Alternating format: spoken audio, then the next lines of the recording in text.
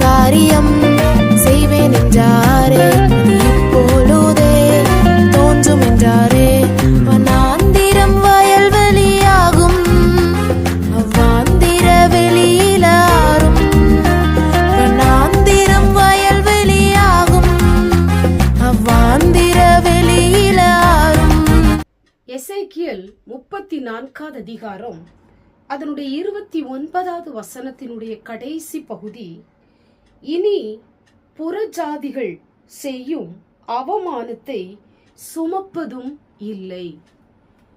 என கண்பான தேவ பிள்ளைகளே, இந்த வார்த்தையை கேட்டுக்கொண்டிருக்கிற நீங்கள் புறஜாதிகள் செய்யும் அவமானங்களை சுமக்கிறவர்களாய் இருக்கலாம்.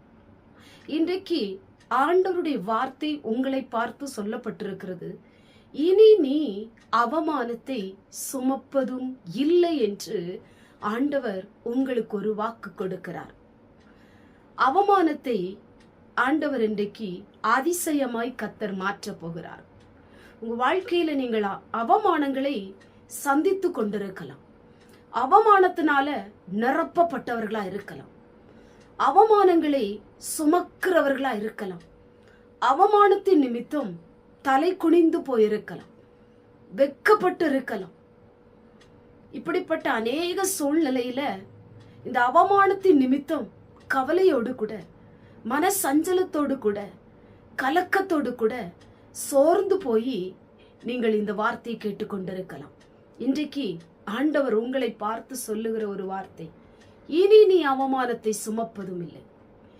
எந்த அவமானம் உன்னை வேதனைப்படுத்தியதோ, எந்த அவமானம் உன்னை தலை குனிய வைத்ததோ, எந்த அவமானம் உங்களை நெருக்கி கொண்டிருக்கிறதோ அதை கர்த்தர் அதிசயமாய் கர்த்தர் மாற்றப் போகிறார்.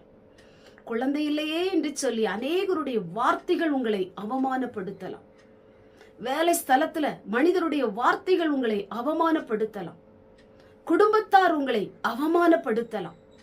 பொருளாதாரத்திலே பின்தங்கிய நிலைமையில இருக்கிற உங்க வாழ்க்கையை நினைத்து அநேக மனிதர்கள் உங்களை தூசித்து அவமானப்படுத்தி கொண்டிருக்கலாம். எனக்கு ஒரு நல்ல வேலை கிடைக்கல என்று சொல்லி அநேக மனிதர்கள் உங்களை நிந்தித்து அவமானப்படுத்தி கொண்டிருக்கலாம். இன்றைக்கு உங்களுடைய அவமானங்களை எல்லாம் கர்த்தர் அதிசயமாய் கர்த்தர் மாற்றப் போகிறார். அவமானங்களை சந்தித்துக் கொண்டிருக்கிற தேவ பிள்ளையே, உங்களுக்கு ஒரு அதிசயம் நடக்க போகிறது. கர்த்தர் உங்க வாழ்க்கையில ஒரு அதிசயத்தை கர்த்தர் செய்ய போகிறார். இனி நீ அவமானத்தை சுமப்பதில்லை. எந்த புறஜாதிகள் உங்களுக்கு விரோதமாய் வார்த்தைகளை அள்ளி அவமானப்படுத்தினார்களோ அவர்கள் முன்பாக நீங்கள் அதிசயங்களை பார்க்கும்படி ஆண்டவர் கிருபை செய்ய போகிறார். நிச்சயமாகவே உங்க வாழ்க்கையில அதிசயம் நடக்க போகிறது. உங்களுடைய அவமானங்கள் எல்லாம் அதிசயமாய் மாறப்போகிறது. கண்களை மூடி ஜெபம் பண்ணுவோம்.